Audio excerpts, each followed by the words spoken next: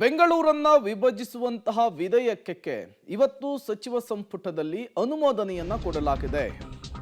ಬೆಂಗಳೂರನ್ನ ವಿಭಜಿಸುವಂತಹ ವಿಧೇಯಕಕ್ಕೆ ಅನುಮೋದನೆಯನ್ನ ಕೊಟ್ಟಿದೆ ಸಚಿವ ಸಂಪುಟ. ಬೆಂಗಳೂರನ್ನ 5 ವಿಭಾಗಗಳಾಗಿ ವಿಭಜಿಸುವಂತಹ ವಿಧೇಯಕ ಇದು. ಗ್ರೇಟರ್ ಬೆಂಗಳೂರು ಅಥಾರಿಟಿ ಮಾಡುವ ಸಲಹೆಗೆ ಅನುಮೋದನೆಯನ್ನ ಕೊಡಲಾಗಿದೆ, ಗ್ರೀನ್ ಸಿಗ್ನಲ್ ಅನ್ನ ಕೊಡಲಾಗಿದೆ. ಬೆಂಗಳೂರಿನ ವಿಭಜಿಸುವ ವಿಧೇಯಕಕ್ಕೆ ಅನುಮೋದನೆಯನ್ನ ಕೊಟ್ಟಿದೆ ಕ್ಯಾಬಿನೆಟ್. ನಾಳೆ ವಿಧಾನಸಭೆಯಲ್ಲಿ ಮಂಡನೆ ಆಗುತ್ತೆ ಈ ವಿಧೇಯಕ.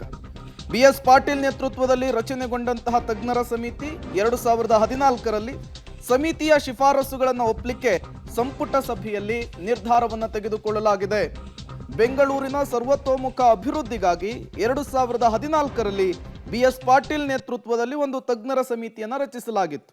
ಆ ತಜ್ಞರ ಸಮಿತಿ ಬೆಂಗಳೂರನ್ನ 5 ಭಾಗಗಳಾಗಿ ವಿಭಜಿಸಬೇಕು, ಈ ಮೂಲಕ ಬೆಂಗಳೂರನ್ನ ಸರ್ವತೋಮುಖ ಅಭಿವೃದ್ಧಿ ಮಾಡಬಹುದು ಅನ್ನುವಂತಹ ವಿಚಾರವನ್ನ ಪ್ರಸ್ತಾಪಿಸಿತ್ತು. ಅದಕ್ಕೆ ಸಿದ್ದರಾಮಯ್ಯ ಸರ್ಕಾರ ಏನಿದೆ ಅದು ಅನುಮೋದನೆಯನ್ನ ಕೊಟ್ಟಿದೆ. ವಿರೋಧ ಪಕ್ಷಗಳು ಇದನ್ನು ವ್ಯಾಪಕವಾಗಿ ಟೀಕಿಸ್ತಾ ಇದ್ವು, ಖಂಡಿಸ್ತಾ ಇದ್ವು. ದಿಲ್ಲಿಯಲ್ಲೂ ಕೂಡ ಈ ರೀತಿಯ ಪ್ರಯೋಗ ಮಾಡಿ ಅದು ಫ್ಲಾಪ್ ಆಗಿದೆ, ವಿಫಲವಾಗಿದೆ. ಹಾಗಾಗಿ ಈ ರೀತಿಯ ಪ್ರಯೋಗ ಬೆಂಗಳೂರಿನಲ್ಲಿ ಬೇಡ ಅಂತ ಹೇಳಿ ಪಟ್ಟನ್ನು ಹಿಡಿದಿದ್ರು.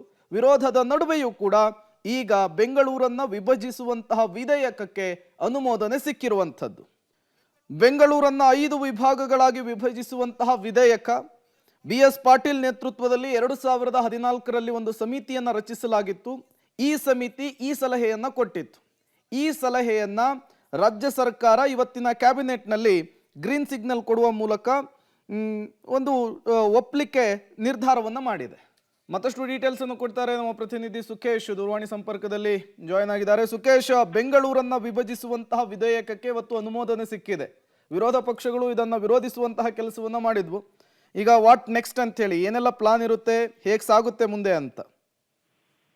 ಕ್ಯಾಬಿನೆಟ್ ಅಪ್ರೂವಲ್ ಆಗಿರುವಂತದ್ದು ಅದು 5 ಭಾಗಗಳ ವಿಭಾಗಿಸುವಂತದ್ದು ಮತ್ತು 5 ಭಾಗಗಳಲ್ಲಿ ಕೂಡ ಎಷ್ಟು ವಾರ್ಡ್ ಬರಬೇಕು, ಎಷ್ಟು ವ್ಯಾಪ್ತಿಯನ್ನ ಹೊಂದಿರಬೇಕು, ಇವೆಲ್ಲವೂ ಕೂಡ ಒಂದಷ್ಟು ವರದಿಯಲ್ಲಿ ಪ್ರಸ್ತಾಪ ಆಗಿತ್ತು. ಆದ್ರೆ ಮುಂದೆ ಏನು ವಾರ್ಡ್ಗಳನ್ನು ವಿಭಾಗಿಸುವಂತದ್ದು, 5 ಭಾಗಗಳಾಗಿ ಗುರುತಿಸುವಂತದ್ದು, 5 ಭಾಗಗಳಿಗೆ ಪ್ರತ್ಯೇಕವಾದಂತಹ ಕೇಂದ್ರ ಸ್ಥಾನ ಯಾವುದು ಅನ್ನುವಂಥದ್ದು ಗುರುತಿಸುವಂತದ್ದು, ಹೀಗೆ ಎಲ್ಲವೂ ಕೂಡ ಆಗುತ್ತೆ. ಯಾಕಂದ್ರೆ ಬೃಹತ್ ಬೆಂಗಳೂರು ಮಹಾನಗರ ಪಾಲಿಕೆ ವ್ಯಾಪ್ತಿಯಲ್ಲಿ ಆಡಳಿತ ಸುಗಮಕ್ಕಾಗಿ ತೀರ್ಮಾನವನ್ನು ಕೈಗೊಂಡಿತ್ತು ಮತ್ತು ವರದಿಯನ್ನು ಕೂಡ ಕೇಳಲಾಗಿತ್ತು ಪಾಟೀಲ್ ಅವರ ನೇತೃತ್ವದಲ್ಲಿ. ಆ ಒಂದು ವರದಿಯನ್ನ ಕೊಟ್ಟ ನಂತರದಲ್ಲಿ ಯಾವ ತೀರ್ಮಾನ ಕೈಗೊಳ್ಬೇಕನ್ನೋ ವಿಚಾರದಲ್ಲಿ ಇವತ್ತು ಕ್ಯಾಬಿನೆಟ್ ಅಪ್ರೂವಲ್ ಅನ್ನ ಪಡ್ಕೊಂಡಿರುವಂತದ್ದು. Prem. Okay, thank you Sukhesh ತಮ್ಮೆಲ್ಲ ಮಾಹಿತಿಗಾಗಿ.